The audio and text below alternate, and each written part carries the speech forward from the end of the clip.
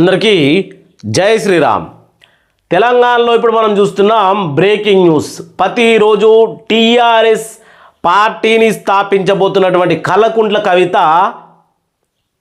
భారీ కామెంట్లు, అంటే హీటెక్కిపోయే రాజకీయం కామెంట్లు చేస్తూ ఉంది అని తెలంగాణ యావత్ ప్రజానికం మాట్లాడుకుంటా ఉన్నారు. ఎందుకంటే ఇక్కడ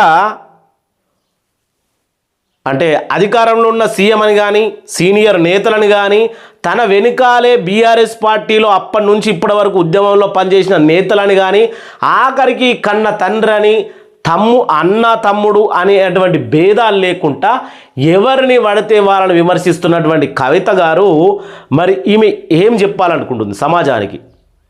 నిజంగా ఒక మాట కూడా మాట్లాడుతూ ఉంది. కేసీఆర్ నువ్వు ఎక్కువ తక్కువ ఖర్చు పెట్టకు, సీఎం అయ్యేది నువ్వు కాదు నేనే అంటా ఉంది. ఆమెకు అంత నమ్మకం ఎలా కలిగింది? ఇటువంటి విషయాల మీద పూర్తిగా మాట్లాడుకుందాం. ప్లీజ్ మీ అభిప్రాయాన్ని కామెంట్ చేయాలి. ఎందుకంటే కవిత కంటే అందరికీ రెస్పెక్ట్ ఉండే. తెలంగాణ ఉద్యమంలో టీఆర్ఎస్ తరఫున చాలాసార్లు అరెస్ట్ అయింది, చాలాసార్లు అలాగే జాగృతి మనకు బతుకమ్మ వేడుకల్లో కవితక చాలా ఉండి చేసినటువంటి మహిళ, అలాగే కేసీఆర్ కూతురు కాబట్టి అందరికీ ఆమె మీద కేసీఆర్ మీద ఉన్నటువంటి ప్రేమ ఈమె చూపించారు. ఇప్పుడు కేసీఆర్నే తిడుతూ పార్టీ పెడితే నిజంగా ఆమె మరి పార్టీని నడపగలుగుతుందా? అదొక అభిప్రాయాన్ని పెట్టి అదొక ప్రశ్న. రెండోది, కేసీఆర్ కురువృద్ధునితో నీకు రాజకీయం ఎందుకు? ఎవరైతే మన జగిత్యాల గడ్డ మీద జరిగినటువంటి జీవన్ రెడ్డి గారిని పార్టీలో జాయిన్ చేసుకునే కార్యక్రమం, అక్కడ వాళ్ళిద్దరు మాట్లాడుకున్న మాటల తర్వాత మన కల్వకుంట్ల కవితక్క కొన్ని మాటలు మాట్లాడింది. ఏంటంటే కురువృద్ధునితో రాజకీయము. ఇంకో మాట చాలా ఇది నేనైతే చాలా బాధపడతా ఉన్నా. తెలంగాణలో ఉన్నటువంటి యువకులందరూ మరి ఉన్నారా చచ్చిపోయారని మాట్లాడింది. అసలు నీ రాజకీయ ప్రయోజనం కోసం నువ్వు మాట్లాడే మాటల కోసం తెలంగాణ యువకులందరూ ఎందుకు కావాలక్క? కరెక్ట్ కదా పాయింట్. ఇప్పుడు ఆడ మీ అయ్య ముసలోడు కావచ్చు, ఆఖరికి నువ్వు కూడా ముసల్దానం అవుతావు కదా. మరి జీవన్ రెడ్డి ముసలోడు కావచ్చు, కానీ ఆయనకు రాజకీయ పరంగా అనుభవం అయితే ఉంది కదా. ఇంకో పాయింట్ని అడుగుతా ఉన్నాయి చూపించే ముందు. లిక్కర్ స్కామ్లో నువ్వు అరెస్ట్ అయ్యే ముందు నీకు ఆల్రెడీ సిబిఐ నోటీసులు ఇవ్వంగా కూడా నువ్వు కోర్టుకు అటెండ్ కాకపోతే నిన్ను అరెస్ట్ చేయడానికి పోలీసులు వచ్చినప్పుడు కేటీఆర్, హరీష్ రావు వీళ్ళందరూ అడ్డుకున్నారు. మీ అయ్య కూడా అడ్డుకునే ప్రయత్నం చేసిండు. అంటే మీరు అందరూ ఒకటన్నట్టు కదా. మరి ఇప్పటికిప్పుడు నువ్వు లిక్కర్ స్కామ్లో వచ్చి బయటకు వచ్చినావు, ఆ కేసు నడుస్తూనే ఉంది, పార్టీ పెడతా ఉన్నావు, ఇటు మీ అయ్యను విమర్శిస్తూ ఉన్నావు. మళ్ళీ అందులో ఒక సీనియర్ మోస్ట్ ఇప్పుడు కాంగ్రెస్లో 40 సంవత్సరాలు ఉండి ఆయన ఎందుకు వచ్చిండు? మరి సొంత ప్రయోజనం కోసమా, జగిత్యాల గడ్డ ప్రయోజనం కోసమా తెలియదు. కానీ వచ్చిన మనిషిని మరి పార్టీలోకి వేరే పార్టీలో జాయిన్ అయిన మనిషిని అవమానించడం కరెక్ట్ కాదు కదా. అది వాళ్ళిద్దరికి లేని నొప్పి నీకెందుకు అని చాలామంది అంటూ ఉన్నారు. ఇప్పుడు కవితక్క ఏం మాట్లాడిందో మీకు వినిపించే ప్రయత్నం చేస్తా. చాలామంది ఇన్నరో లేదో ఇది విషయాన్ని. కురువృద్ధునితో రాజకీయం ఎందుకు కేసీఆర్? ఇంకో మాట కూడా అంటా ఉంది. ఏంటి అంటే కేసీఆర్ నువ్వు ఎక్కతక్క పైసలు ఖర్చు పెట్టుకోకు, సభలు పెట్టుకుంటా నీ డబ్బులు దండగా 75 సంవత్సరాల కురువృద్ధుని రాజకీయ నాయకుని చేర్చుకొని మరి ఈ సభతో మళ్ళీ వినిపిద్దాం, మనోళ్ళు విన్నారో లేదో. జగిత్యాల్లో 75 సంవత్సరాల కురువృద్ధుని రాజకీయ నాయకుని చేర్చుకొని మరి ఈ సభతోని నీకే 25 సంవత్సరాలు తగ్గిపోయినాయి, మీరే నవయువకుడు, మీరే అద్భుతంగా రాజకీయం చేయాలని చెప్తే మరి తెలంగాణలో ఉన్న యూత్ అంతా సచిపోయిందా, బతుకున్నారా, వాళ్ళ ఫ్యూచర్ ఏంది, వాళ్ళ కథ ఏంది నాకైతే అర్థమవుతుంది. జగిత్యాల్లో 75 సంవత్సరాలు ఇది అంటే ఇప్పుడు కురువృద్ధుడు అని ఈ పదం వాడినావు సరే, ఇది రాజకీయంగా అన్ని విమర్శ ప్రతి విమర్శ అన్ని సాధారణమే. కానీ ఇందులో తెలంగాణలో ఉన్నటువంటి యువకులందరూ చచ్చిపోయినరా బతుకున్నారా నాకైతే అర్థమవుతలేదు. అంటే మరి రాజకీయంలో మీరు ఒక రూల్స్ తీసుకురండి. ఏంటంటే 40 సంవత్సరాలు దాటిన వారు రాజకీయం చెయ్యరాదు. అట్లాంటి ఒక చట్టం తీసుకొస్తే మీ అయ్య కడికి అందరూ ఇంట్లో కూర్చోవాలి. తర్వాత మాలాంటి యువకులు అప్పుడు రాజ్యాన్ని వెళ్తారు.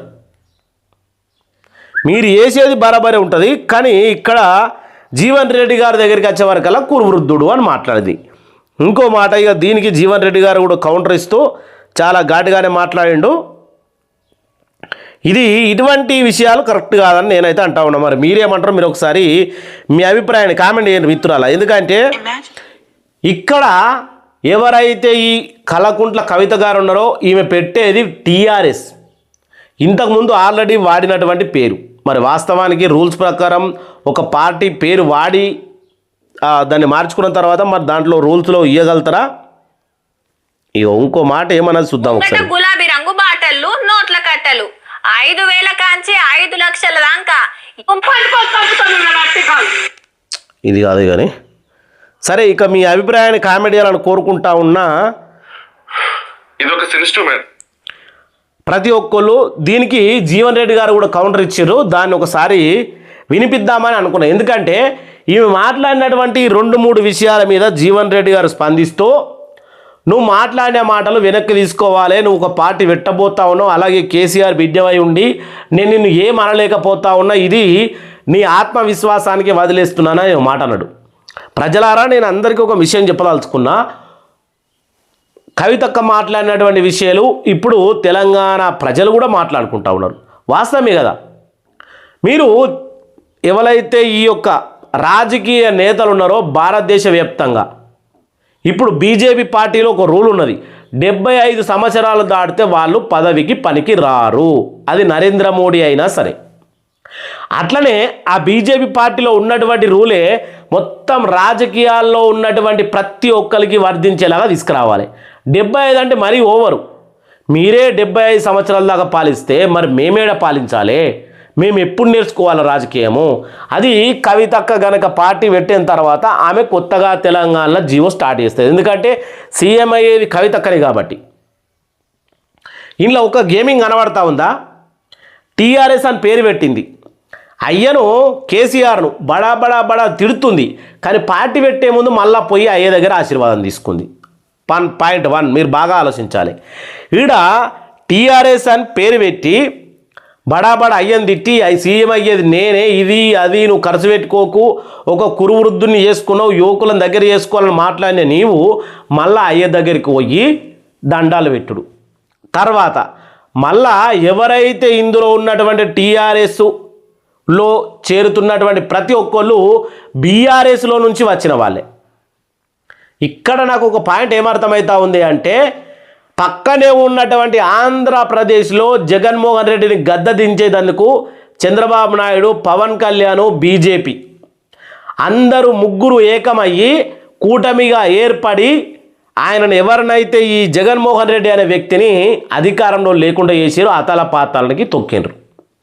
ఇక్కడ తెలంగాణలో అట్లాంటి పార్టీలు ఏమి లేవి కాబట్టి ఇప్పుడు కన్న కూతురే పార్టీ పెట్టి కొందరు ఇట్లా మాట్లాడుతూ ఉన్నారు. కవితక్క పార్టీ పెట్టింది వాళ్ళ కోసమే, వాళ్ళ అయ్య కోసమే.